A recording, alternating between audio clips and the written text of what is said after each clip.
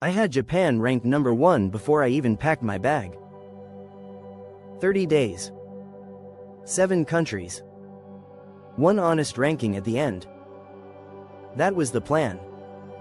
Japan, South Korea, Vietnam, Thailand, Indonesia, Singapore and Malaysia, which if I'm being honest with you, I added to the list almost as an afterthought. A filler country.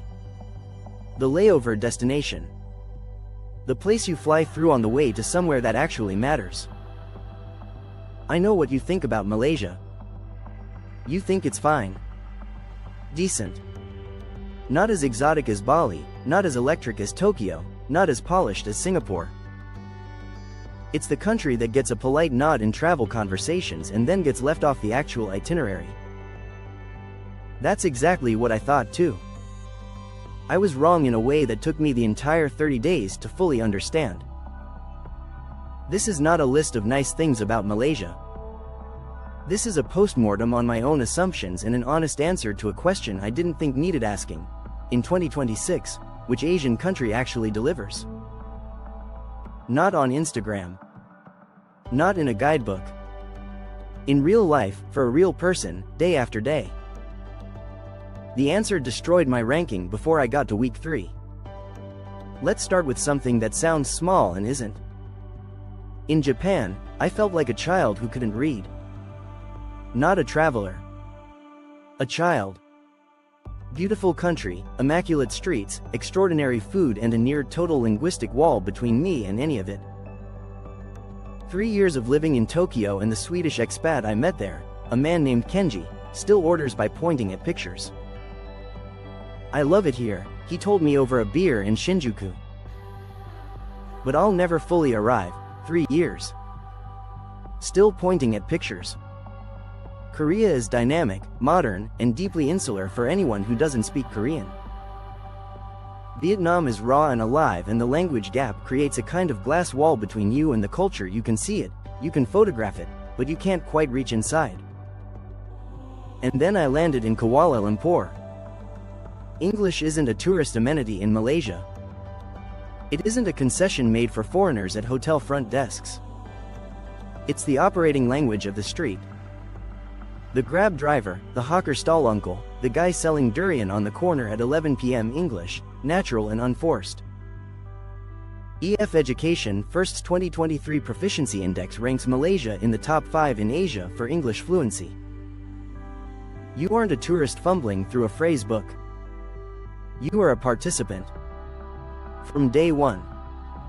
That distinction changes everything about how deeply you can actually travel somewhere. But accessibility is just the door. What's inside that door is what stopped me cold. I've eaten in 40 countries. Malaysia is the only place that made me genuinely angry because I knew I'd never eat this well at home, and I knew I'd spend the rest of my life trying to recreate things I had there and failing. Penang.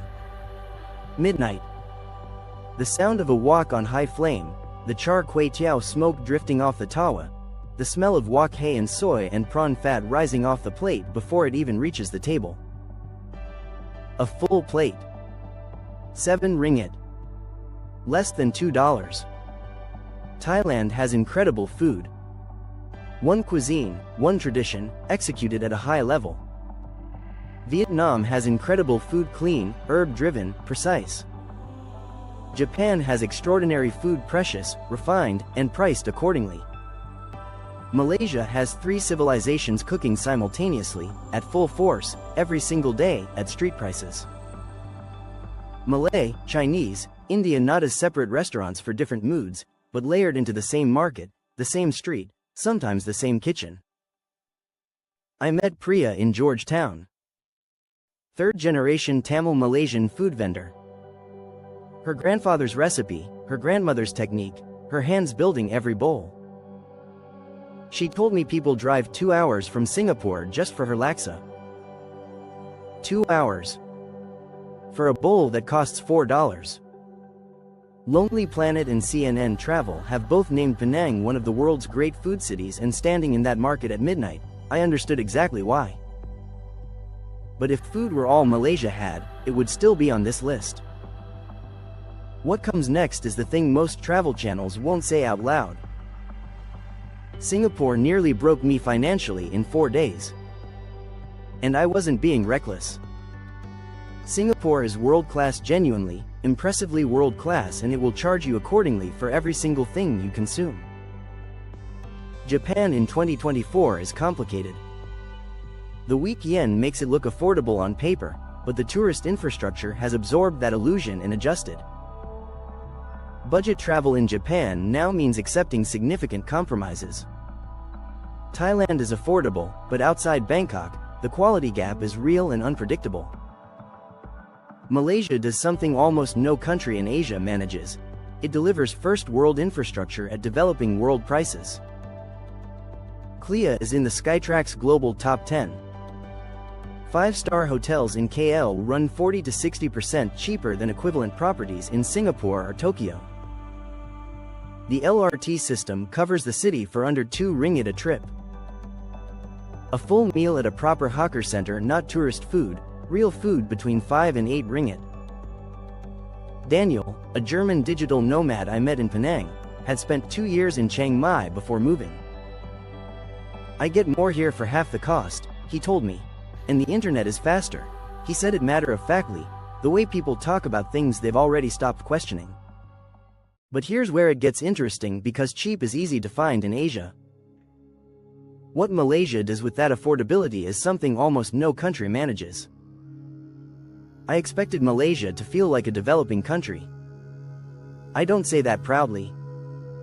I say it as a confession of exactly how wrong my frame was. Because what I found was modern highways that would pass without comment in Germany. CLIA Express running at 5 a.m. in complete silence, on time, exactly as advertised. 5G rollout already live in Kuala Lumpur. Grab working seamlessly in every city I visited. The World Bank's 2023 Logistics Performance Index ranked Malaysia in the global top 30 ahead of India, Indonesia, Vietnam, and several European countries. Standing at KLIA at 5 a.m., in the cool silence of a world-class airport, watching a train leave on the exact scheduled minute, it did not feel like a surprise. It felt like it had always been exactly this. Which is how the best infrastructure always feels. And the infrastructure is just the skeleton.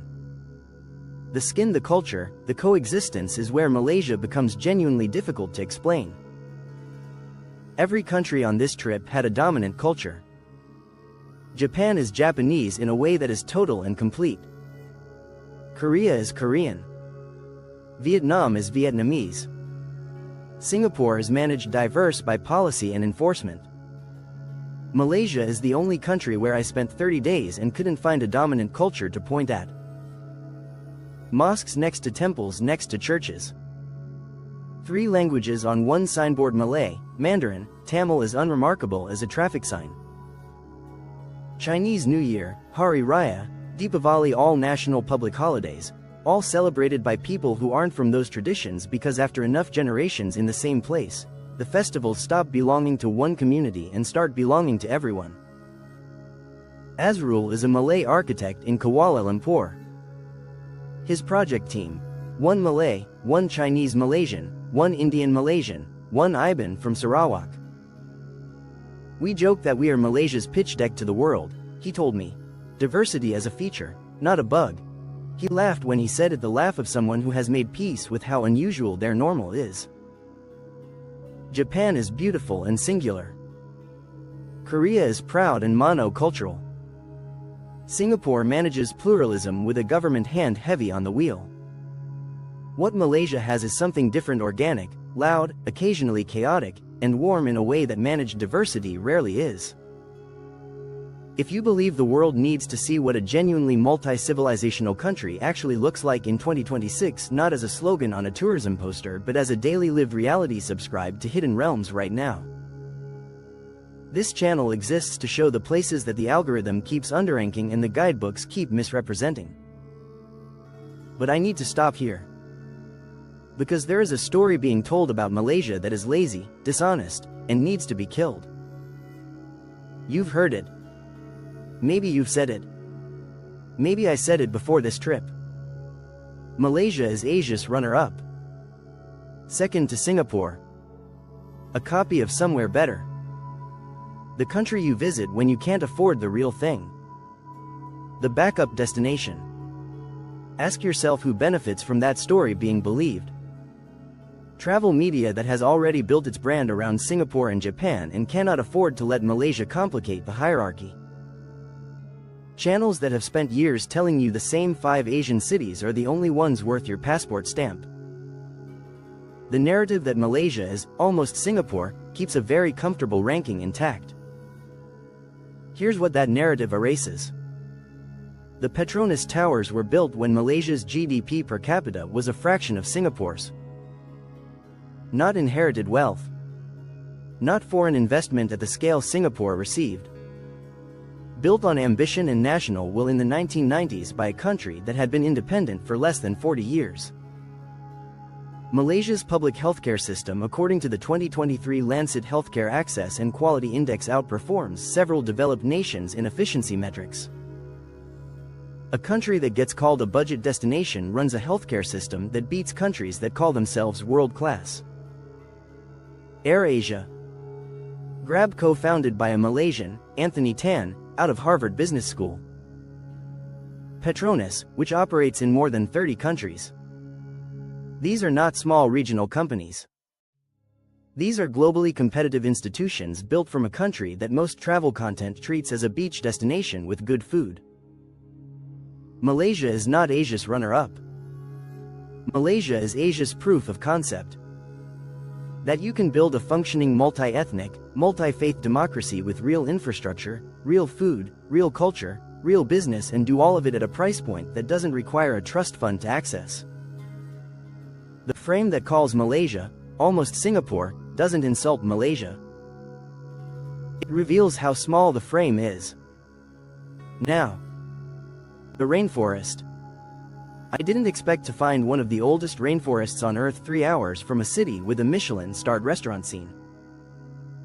Bali is beautiful and pre-packaged. Every sunrise, every rice terrace curated, filtered, already a thumbnail. Thailand's islands are extraordinary and overwhelmed. Indonesia has Komodo and Raja Ampat, which are genuinely among the most spectacular places on this planet and are genuinely punishing to get to. Malaysia has Taman Negara 130 million years old, predating the Amazon, accessible from Kuala Lumpur by a 3-hour drive. It has Borneo, the Perhentian Islands, Mount Kinabalu. I stood in Taman Negara at dusk and heard sounds I could not identify. The humidity was so heavy it felt like breathing warm cloth. There were no signs telling me what I was looking at. There was no gift shop visible from where I was standing. It did not feel like a tourist attraction. It felt like the planet before humans decided to name everything. Malaysia contains approximately 12% of the world's animal species, according to WWF Malaysia. In a country the size of New Mexico. But none of this, not the food, not the infrastructure, not the coexistence, not the nature, is Malaysia's actual unfair advantage. That's the last one. And it's the one I kept coming back to on the flight home. Every country on this trip had something Malaysia didn't. Japan had a refinement that is almost spiritual, a precision in everything from food to architecture to social behavior that is genuinely without parallel. Korea had energy, a forward momentum that felt like standing next to a rocket. Singapore had an efficiency so complete it borders on art. Thailand had warmth and charm. Indonesia had scale, the sheer physical and cultural mass of a country with 17,000 islands and 300 distinct languages. Vietnam had soul, a rawness and resilience that 20 years of rapid development hasn't managed to erase. Malaysia had all of it. In one country. It's not that Malaysia copied these things. It's that Malaysia's history, positioned between India and China, between the Pacific and Indian Oceans, shaped across centuries by Islam, Buddhism, Hinduism, Taoism, Christianity, by Malay sultanates and Chinese merchants and Indian laborers and British colonialism, and its own fierce independence means it didn't borrow from one great civilization. It absorbed from all of them. And then it built something that is entirely and specifically its own. I spent 30 days across 7 countries looking for the best of Asia. I found it in the country I had almost not bothered staying more than 2 nights in. Malaysia isn't underrated because it lacks something. It's underrated because we haven't been paying attention. And that's my honest verdict after 30 days and 7 countries. Not a ranking. Not a listicle conclusion. Just the thing I kept thinking on the plane home. I came in expecting Japan.